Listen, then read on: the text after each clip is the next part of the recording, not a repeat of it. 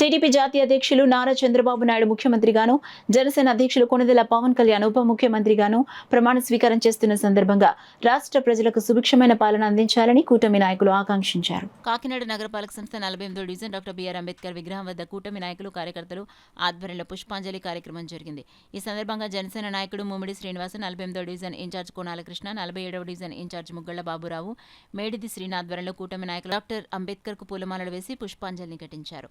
కార్యక్రమంలో చింతపల్లి సత్యబాబు, సూర్యనారాయణ, కోటారి తిరుమలరావు, సుధాకర్, భూషణం, జోగిరాజు, కొల్లాబత్తుల కళ్యాణ్ రాజు, దానబాబు, చక్రి, రామకృష్ణ, లోవరాజు, కుమార్, సచివాలయ సిబ్బంది పాల్గొన్నారు. మరి ఒకటే ఉద్దేశం, మేము కోరుకున్నది ఒకటే.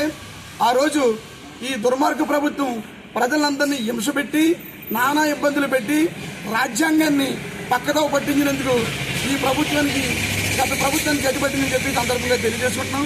మరి మా ఉద్దేశం ఏంటంటే, మరి ఈరోజు ప్రమాణ సందర్భంగా చంద్రబాబు నాయుడు గారు ఏమైతే ఈ ప్రజలకి వాగ్దానం చేశారో ఆ వాగ్దానాలన్నీ కూడా నెరవేరుతాయని మేము ఈ సందర్భంగా గుర్తు చేసుకుంటున్నాము. ఏది ఏమైనప్పటికీ కూడా ప్రజలందరూ కూడా ప్రజా తీర్పు ఇచ్చారు. ఈ ప్రజా తీర్పులో చేసిన పాపాలన్నీ కొట్టుకుపోయి ఇప్పుడు అందరూ కూడా ఈ రాష్ట్ర ప్రజలు, ఆంధ్రప్రదేశ్ రాష్ట్ర ప్రజలు అందరూ కూడా మనశ్శాంతిగా ఉండాలని కూడా నేను ఈ సందర్భంగా తెలియజేసుకుంటున్నాను. దానికి ఒకటే కారణం, ఈ ప్రజలు ఎంతో హింసపడ్డారు. 5 సంవత్సరాల కాలంలో ఎంతో హింసపడ్డారు.